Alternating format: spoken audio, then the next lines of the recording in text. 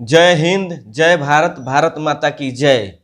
नमस्ते प्रणाम। हम गीतकार दुर्गेश बेदर्दी और आज बहुत ही प्यारा देशभक्ति गाना लिखले बानी और देशभक्ति वाला लुक में भी बानी। आप सब देख सकत बानी। आप सबके मुखड़ा सुनावे जा रहल बानी, तो सुनी कैसे बा मुखड़ा।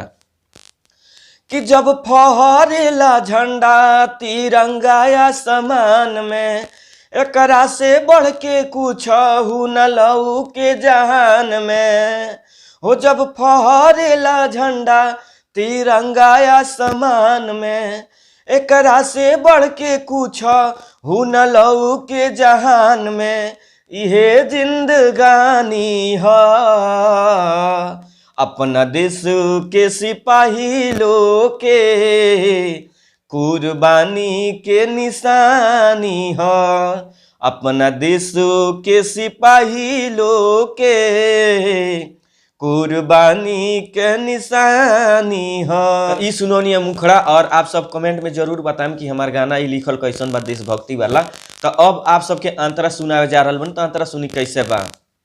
कि केतना माई के कोख उजड़ल, केतना बहिन के सुहाग हो।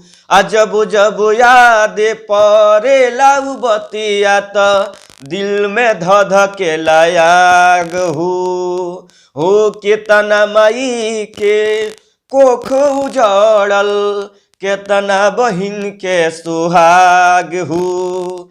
जब जब याद परेला उ बतिया त दिल में धधकेला आग हो।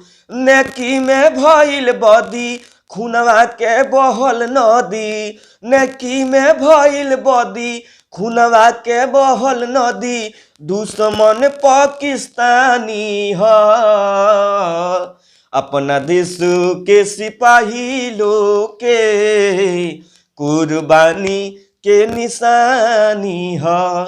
अपना देश के सिपाही लोग के कुर्बानी के निशानी है। तो आप सबके अब लास्ट अंतरा सुनाया जा रहा बनी, जो नाम वाला होला उ सब सुनाया जा रहा बनी। तो आप सब सुनी कैसे बा।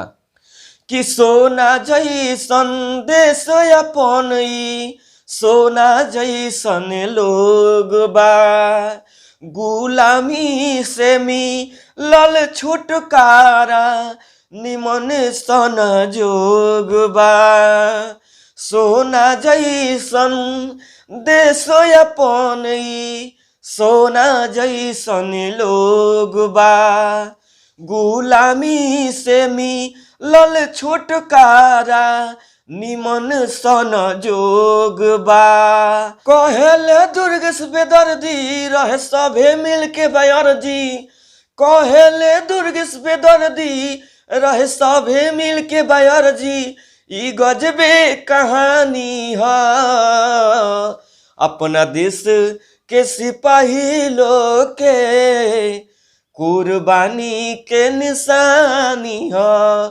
अपना देश के सिपाही लोग के कुर्बानी के निशानी है।